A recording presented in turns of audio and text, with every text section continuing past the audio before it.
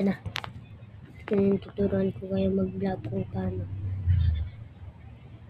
Ito na. Exit muna ako. So, ayun na. Sorry kung maingay dito, mainit. Meron yan sa taas. Dito. Pindot nyo lang yung camera. Yun, magka-vlog na kayo.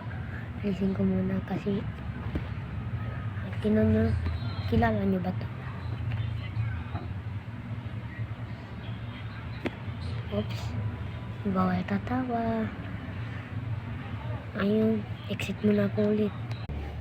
So, ayun na nga, alam nyo na.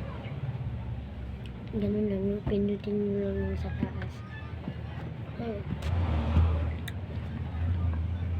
Part 3 guys.